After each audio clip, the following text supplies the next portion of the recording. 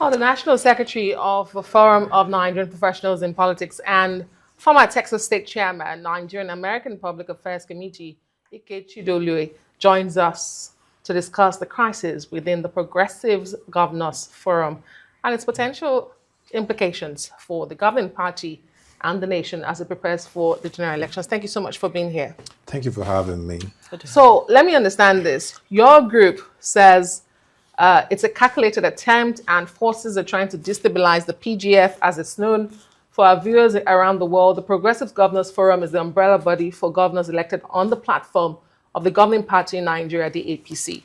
So your group is saying that they are calculated attempts and forces trying to destabilize that forum of governors. Who exactly are these forces? Fifth columnist. Thank you for having me. Like I said, it's fifth columnist. We are kind of not just intelligent observers. We equally hold institutional memory. Our group are professionals, technocrats that are interested in stability of the government, especially President Bola Ahmed Tinubu's government. So when we observe, we want to see, once we see a trend that has been repeated before, a trend that has caused problem in the past, we flag it, we write about it, we warn against it, and most of the times the leadership listens. Last year, a similar thing, we saw a similar trend coming up. Last year, this fifth columnist started moving against the chief of staff to the president, Femi Bajamia, Right Honorable Femi. And we flagged it, we warned, we shouted, we wrote, we published, and thank God the president is experienced. Because such things, this guy possesses institutional memory, and we've seen it in the past. When former President Jonathan removed his chief of staff, he never recovered from it. When late President Buhari's chief of staff, passed out, he didn't recover from it. So we know we have our fingers at the pulse of our political structure. Once it starts beating in an arbitrary manner, we flag it. And we see this one, we've seen it before, and we're flagging it now.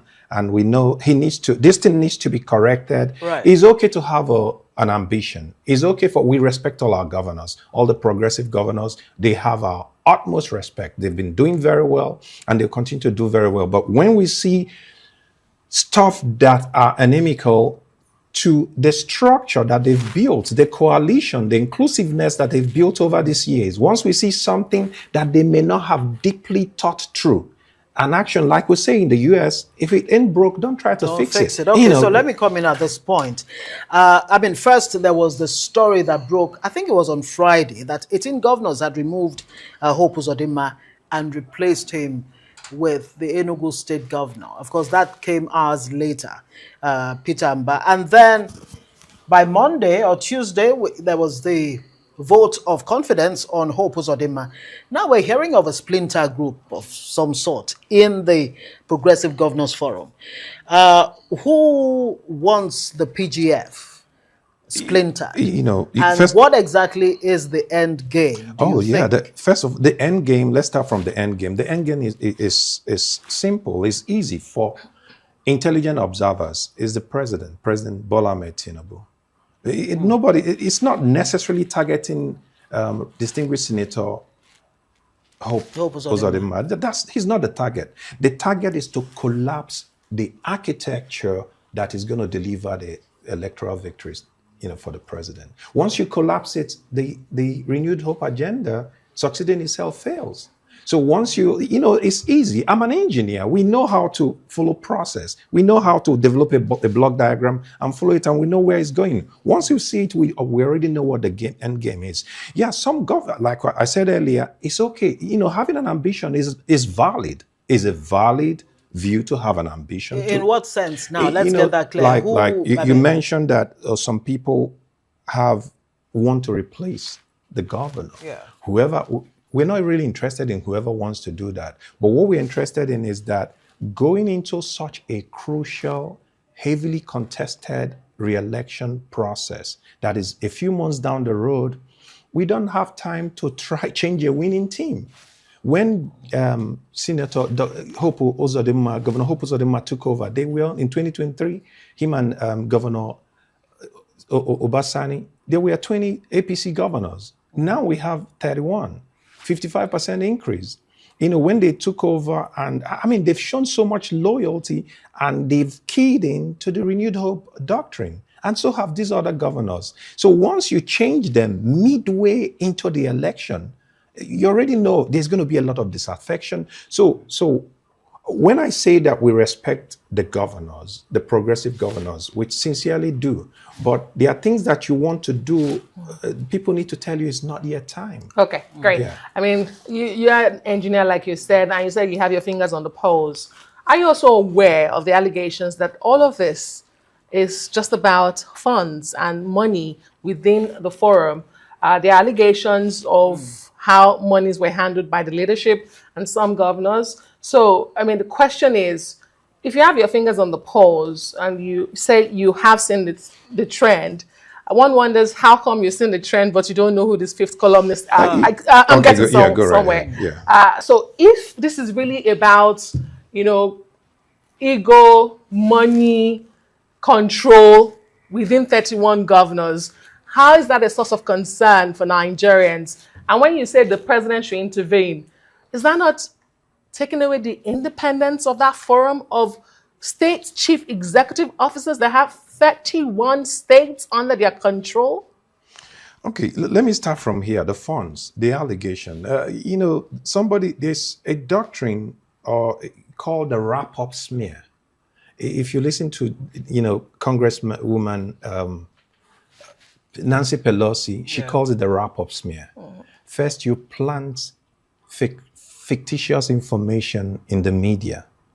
Then you reinforce it by getting political people to quote it and people to cite it, kind of giving it credence. Then you repeat it. People will quote it. It was seen in the XYZ News. It was seen in ABC News. You're saying there are no funds issues within the government. Where was, they said that NLNG released 800 billion to Nigerian Governors in Forum. Yeah. Nigerian Governors Forum is not headed by Governor Hope Uzodinma.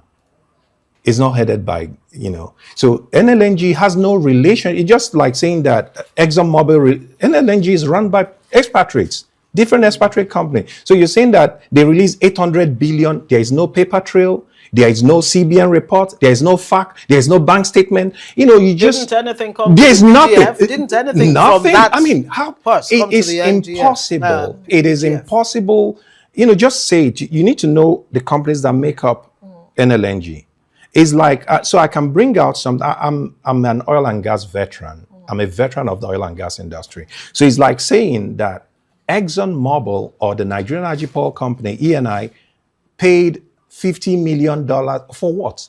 They have, what you call the Foreign Corrupt Practices Act. So their country governed their local operation with a Foreign Corrupt Practices Act. So it's not just that they are subservient to the our constitution here. They're equally subservient to their own constitution of their host country. So it's not possible. It's impossible. Has it even been investigated to start? What are you investigating? You said anonymous sources. Anonymous sources. But there's a second leg to my question. Yeah. The president. You're asking the president to intervene in this crisis. Yeah. Why is necessary? He is the leader of the party and the father of the nation.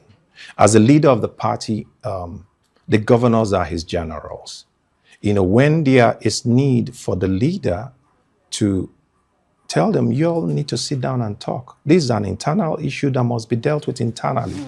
Because he understands that once this thing is allowed to hemorrhage, it's going to affect, this thing is to collapse its architecture. Right. These guys are the custodians of the Renewed Hope doctrine.